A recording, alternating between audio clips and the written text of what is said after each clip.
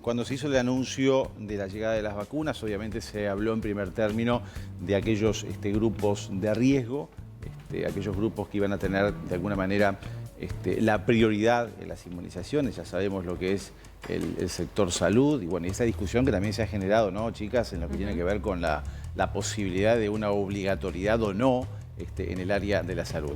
Pero otro de los sectores que están allí en la cabeza del proyecto de vacunación son obviamente los adultos mayores y aquellos, sobre todo, que también están en los residenciales para adultos mayores o ancianos. Por eso vamos a tomar contacto ahora con el doctor Juan Sparkov, vocero de la Asociación de Residenciales para el Adulto Mayor, ADERAMA. Bueno, Juan, tanto tiempo, es un gusto saludarte. ¿Cómo te va? ¿Cómo estás, Daniel? Años, la verdad que Sí. no nos vemos, compañeros de generación, por supuesto. Un gusto hablar con ustedes, Igualmente. con las chicas también ahí.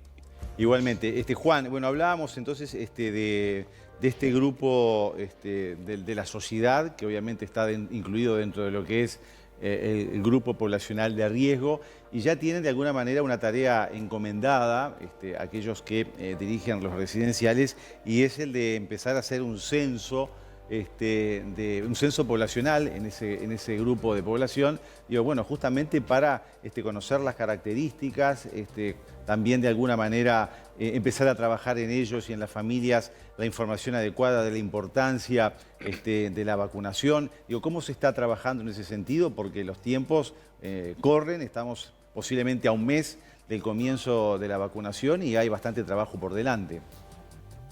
Sí, la verdad que los tiempos corren. Nosotros tenemos por delante una tarea muy importante a partir de mañana jueves 28 y el viernes 29. La señora directora de la salud, la subdirectora de la salud, la doctora Luján Giudici, ya nos impartió directivas claras basándonos en la ordenanza 1011 del año 2020, en donde nos decía que cada uno de los residenciales debía cumplir con un censo poblacional. Ya lo tenemos pronto, nos están pidiendo que lo actualicemos, que lo pongamos con el número de funcionarios y residentes que actualmente posee cada uno de los residenciales y aparte nos solicita que tengamos el certificado firmado de consentimiento informado. El consentimiento informado, tú sabrás que aquel paciente que está lúcido en su 100% de lucidez, lo puede firmar él personalmente. Pero aquel familiar que depende, aquel residente que depende de un familiar, por supuesto que tenemos que conversar con el familiar o tutor o curador responsable para que él autorice o no la inmunización. Eso lo tenemos que tener todo pronto a lo largo de estas próximas semanas, ya que en la primera semana de vacunación, los residenciales que tengamos toda esa información completa, ya estamos en lista de espera para poder recibir las primeras dosis. ¿De cuántos residenciales estamos hablando, Juan? Bueno, desde el punto de vista de ADERAMA te puedo pasar algunas cifras. ADERAMA posee 180 residenciales socios, de los cuales entre ellos sumamos 4.500 plazas. No todas esas están ocupadas porque tú sabes muy bien que este sector de las pequeñas y medianas empresas es uno de los más castigados en cuanto a ingresos de residentes. Hemos tenido menguados los ingresos, ya que la gente ha estado muy susceptible a la información que se brinda y tiene mucho miedo de ingresar a los residenciales. Pero te puedo seguir poniendo cifras y diciéndote que de los 180 residenciales, solamente el 0.6% de nuestros residenciales fueron afectados con el COVID. 11 residenciales nuestros fueron afectados y de esos 11 residenciales, 28 fueron los residentes y 16 los funcionarios. 61 residentes y 18 funcionarios. O sea, el 9% de nuestra población se vio afectada, de un total de 576 hisopados que se hicieron en los residenciales. Son cifras que están dentro de lo normal para el contexto en el que estamos viviendo, porque si te puedo decir que el primer residencial socio de ADERAMA que se afectó fue el día 28 de noviembre. O sea, pasaron a partir del inicio de la pandemia 9 meses para que un primer residencial nuestro fuera afectado. Y eso creo que es gracias al cuidado que nosotros le brindamos, a las medidas de protección personal que estamos impartiéndole a cada uno de nuestros funcionarios y residentes, y a la prohibición de los ingresos de familiares a visitarlos, ¿verdad? Claro. Juan, ¿cómo se está manejando el tema de la vacunación con los funcionarios? Porque estamos hablando de una vacunación que no es obligatoria, que por ahí capaz que hay funcionarios que no se quieren vacunar. O adultos mayores que no quieren. O adultos mayores que no quieren. ¿Cómo esto condiciona la sanidad del residencial de ancianos? Obviamente por aquel adulto mayor que no quiera, o su familiar, si es el curador, no quiera, o el funcionario, ¿cómo le puede afectar laboralmente que no quiera estar vacunado en un trabajo de estas características? Y es evidente, acá creo que va a ser una obligación ética, como lo dijo ayer el ministro Salinas. Nosotros creemos que si bien no es obligatorio, hay un asesoramiento en cuanto a que la vacuna es un intento de primer barrera, pero sobre todo el mantenimiento de los elementos de protección personal durante todo ese mes que va a correr desde la primera dosis hasta la inmunización completa después de la segunda dosis, una semana más.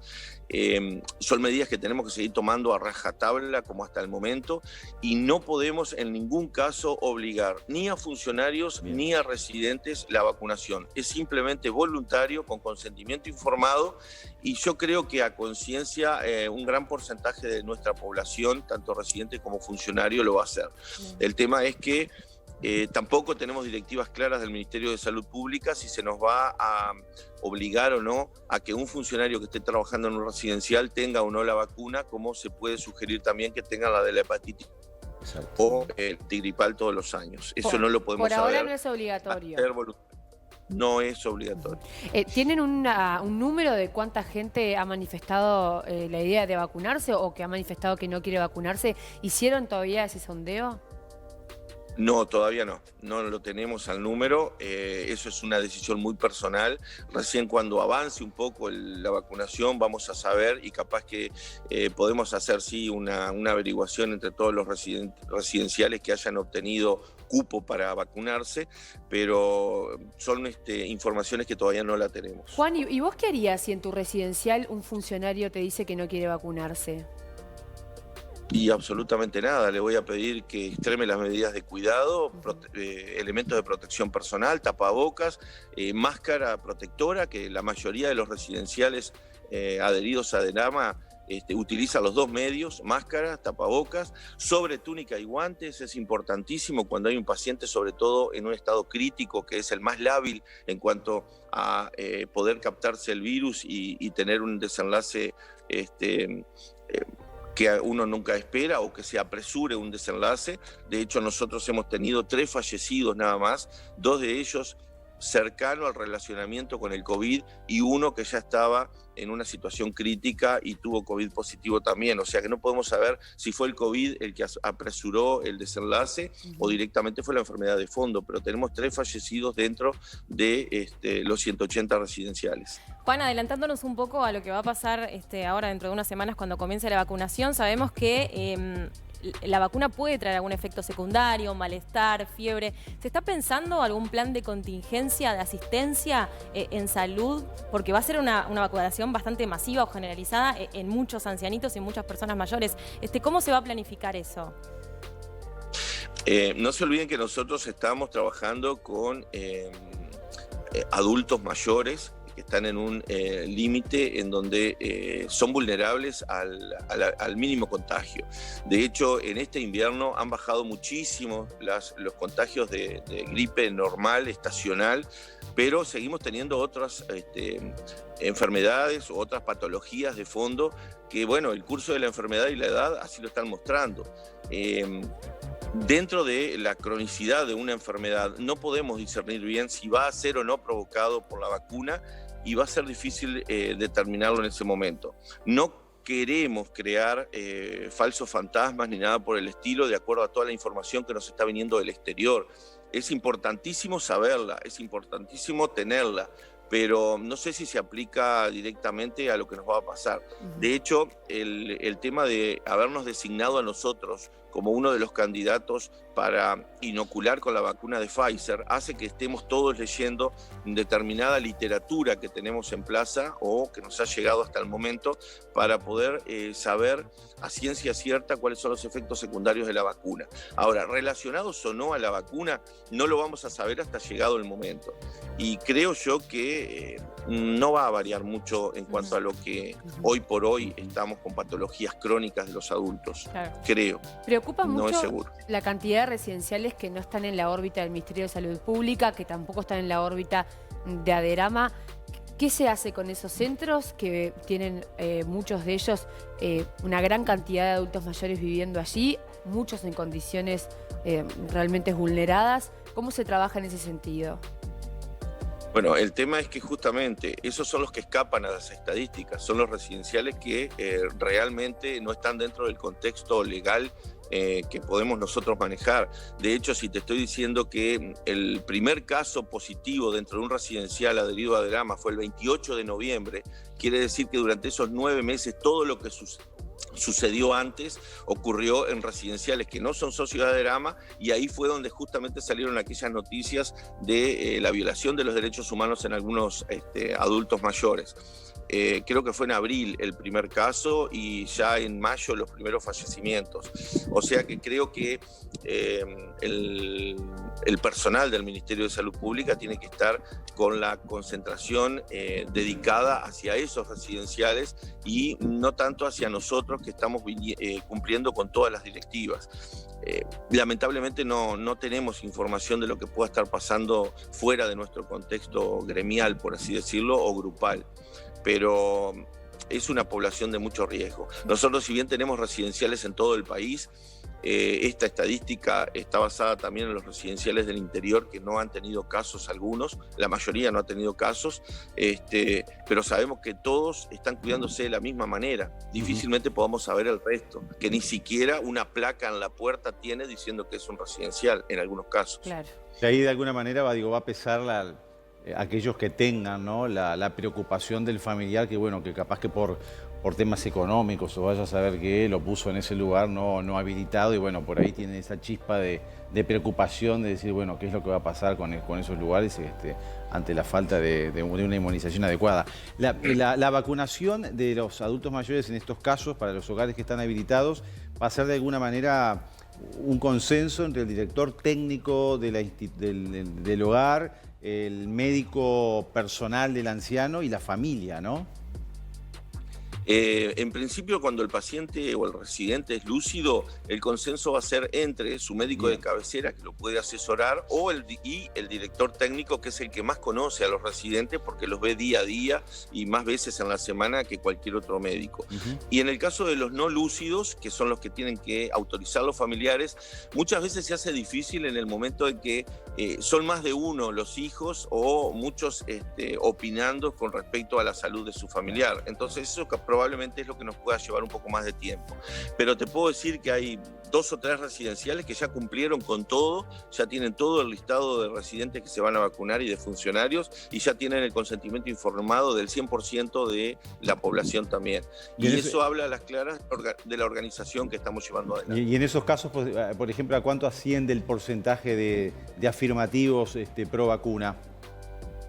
No lo tenemos todavía ese dato. Ahí está. Lo vamos a ir haciendo a medida que va pasando los días. Juan, muchas gracias por este contacto. Bueno, a seguir esperando entonces la vacuna y que se siga de alguna manera avanzando en todo este censo, por lo menos de los residenciales que están habilitados para conocer mejor las características y también cuántas personas son las que van a estar recibiendo la vacuna de Pfizer. Sí, Una Maggie. chiquitita, ¿tienen un cálculo de si son más los habilitados que los no habilitados? Por supuesto, eso está en las páginas del Ministerio de Salud Pública. Hay una cosa que habría que diferenciar y tener siempre en claro. Una cosa es la habilitación, una habilitación que es muy engorrosa, muy complicada, con mucho papeleo y con muchos pasos a seguir. Y en este momento te puedo decir que cerca de 45 o 50 residenciales en todo el país son los que están 100% habilitados. Día a día va creciendo esa habilitación porque día a día se va logrando que administrativamente desde el Ministerio de Salud Pública y del MIDES se vaya logrando cumplir con el 100% de todo el papeleo.